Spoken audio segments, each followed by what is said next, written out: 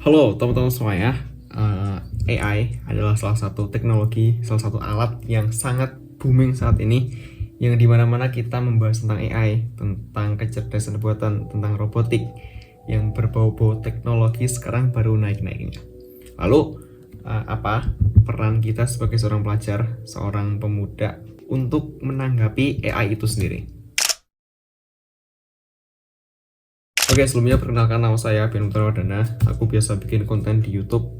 Aku biasa bikin konten di Instagram juga, di TikTok juga, mungkin sedikit-sedikit. Buat teman-teman yang belum subscribe channel YouTubeku, silahkan subscribe dulu. Buat teman-teman yang belum like video ini, belum kasih komentar positif, silahkan kasih komentar positif dan juga like dulu, karena itu akan membantu aku buat bikin konten-konten baik selanjutnya. Jadi di sini di channel ini aku akan membahas berbagai macam topik seperti mungkin pengembangan diri, tentang pelajaran akademik, atau mungkin tentang skill-skill yang harus dimiliki seorang pemuda. Intinya kayak gitulah ya, sejenisnya. Oke, kita akan cari tahu dulu sebenarnya AI itu apa.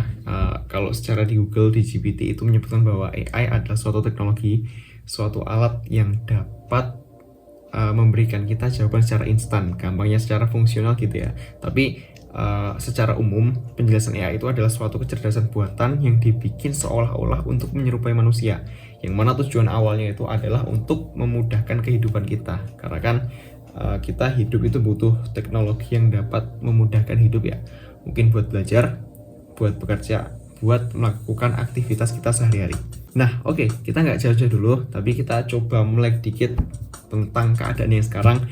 Mungkin ada orang yang udah sangat memanfaatkan AI dalam kehidupannya sehari-hari, dalam pekerjaannya mereka. Ada orang itu yang sangat anti terhadap teknologi, terhadap mungkin AI itu sendiri, karena menganggap bahwa teknologi ini tuh akan membuat kita itu bodoh atau membuat kita ketinggalan. Kan ada ya orang yang gitu. Tapi coba dari awal video ini aku udah mengingatkan teman-teman, coba kita kosongkan gelas dulu, kita belajar bareng tentang teknologi ini. Jangan nganggep bahwasanya AI itu salah, jangan nganggep dulu bahwasanya teknologi yang kita buat teknologi yang kita coba untuk manfaatkan itu akan membawa dampak buruk. Coba akan kita cari tahu dampak positifnya apa, dan juga kita bareng-bareng akan cari tahu nih manfaat apa yang bisa kita ambil dari AI, dari teknologi. Oke, aku juga baru belajar ya memanfaatkan AI untuk belajar, karena kan akhir-akhir ini juga di TikTok, di Instagram berseliweran tentang penggunaan AI. Mungkin ada juga para pengajar, para guru, atau siswa-siswa yang udah menerapkan AI dalam kehidupan belajarnya sehari-hari. Yang mana sebenarnya manfaatnya apa? Manfaatnya itu ada beberapa teman-teman. Contohnya adalah mungkin toolsnya yang sedang marak sekali adalah ChatGPT. ChatGPT itu kan bisa generate gambar, bisa generate jawaban. Ketika kita kasih prompt, kita kasih perintah, otomatis GPT itu akan melaksanakan dengan ilmu yang dimiliki GPT tersebut tentang apa ya, kayak machine learningnya, tentang GPT-nya itu udah belajar sekian. Jadi ketika kita tanya, GPT-nya itu akan tahu. Nah, contohnya adalah ChatGPT itu akan memberikan kita jawaban secara cepat, secara instan. Kalau teman-teman pernah coba, pasti pernah lah ya ChatGPT. Dan juga mungkin AI itu bisa menjadi sumber informasi, karena dimana tadi kan GPT kan ketika kita tanya otomatis bisa jawab ya. Nah itu akan menjadi pusat informasi kita secara instan. Dan juga mungkin teman-teman ketika udah agak mendalami tentang AI, nanti pakai Bing atau pakai Gemini dari Google, itu teman-teman bisa membuat sebuah schedule ataupun jadwal plannya teman-teman dalam satu hari itu mau ngapain, bahkan 1 bulan. Aku biasa bikin konten planner itu juga ada bantuan dikit dari AI untuk membuat sebuah konten plan selama 30 hari kayak gitu. Nah sebenarnya manfaatnya ini kan banyak ya. Oke, dari manfaat-manfaat tersebut, lalu dari mana kita belajar? Jadi aku udah ambil beberapa sampel sih ya. Yang pertama tadi kan ada ChatGPT. Yang kedua aku belajar pakai AI itu dengan Duolingo, karena Duolingo itu bisa ngeset kemampuan bahasa Inggris kita, kemampuan berbahasa kita itu sampai mana, yang mana Duolingo-nya nanti akan menyesuaikan. Yang selanjutnya adalah mungkin teman-teman kalau tahu Quillbot. Quillbot itu adalah salah satu tools AI yang mana dia itu bisa memparafrase dan juga bisa menerjemahkan tentang bahasa yang kita kasih. Itu lebih ke arah penggunaan bahasa dan juga tentang penyingkatan, parafrase, dan semacamnya. Atau mungkin teman-teman tahu pakai apa tadi namanya, Socratic atau Grammarly. Grammarly kan banyak berseliweran, itu adalah sebuah alat teknologi juga yang pakai AI mungkin, kalau setauku ya, yang mana gunanya adalah untuk mengkoreksi paragrafnya teman-teman dan juga teksnya, tulisannya teman-teman ketika teman-teman belum terlalu menguasai bahasa tersebut gitu.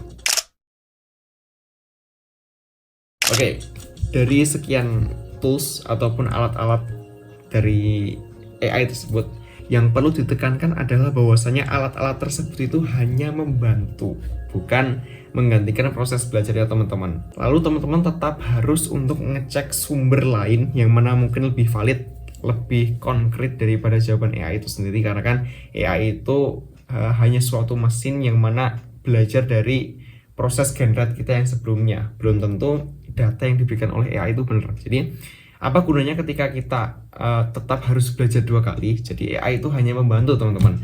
Mungkin ketika teman-teman butuh referensi ataupun butuh suatu ide nih untuk brainstorming, teman-teman bisa pakai AI. Ketika teman-teman kerja kelompok di sekolah, ada project yang mana membutuhkan suatu draft materi ataupun draft nama-nama, teman-teman bisa pakai AI. Ketika teman-teman butuh jadwal, teman-teman bisa pakai AI. Nah, perlu diingatkan ini hanya membantu, bukan secara langsung untuk menggantikan gitu. Dan juga teman-teman harus ingat juga bahwasanya AI ini itu juga harus digunakan untuk menambah pemahamannya teman-teman, bukan malah ketika pakai AI cuman mengandalkan jawaban yang cepat, tapi secara material kita nggak terlalu paham gitu. Kembali lagi, AI ini itu gunanya untuk membantu, bukan untuk menggantikan ya teman-teman. Dan juga aku baru belajar juga mengenai penggunaan tools-tools AI yang lain. Mungkin ketika teman-teman nanti butuh tentang format audio, teman-teman bisa pakai Suno, ataupun teman-teman bisa pakai Adobe apa ya tadi? Lupa aku namanya. Adobe yang buat audio itu. Dan juga sekarang kan kayak aplikasi desain dan juga aplikasi tempel-tempel grafik itu kan bisa pakai Canva. Canva pun sekarang bisa untuk memperluas foto yang awalnya mungkin frame-nya segini, bisa aku perluas lagi dengan menggunakan AI. Dan juga mungkin dengan Photoshop untuk ngedit foto project ya teman-teman di sekolah, ataupun sebenarnya teman-teman bisa belajar tentang AI untuk pembelajaran di TikTok ada, di YouTube dan juga di Chrome atau di Google lain. Intinya di sini aku cuma menggambarkan secara singkat mengenai AI untuk pembelajaran gitu. Aku kasih sedikit tentang tools-toolsnya, aku kasih sedikit tentang pemahaman penggunaan AI yang baik untuk pelajar. Oke, untuk teman-teman yang belum subscribe dan juga belum kasih komentar positif dan juga belum like video ini, silahkan subscribe dan like dulu.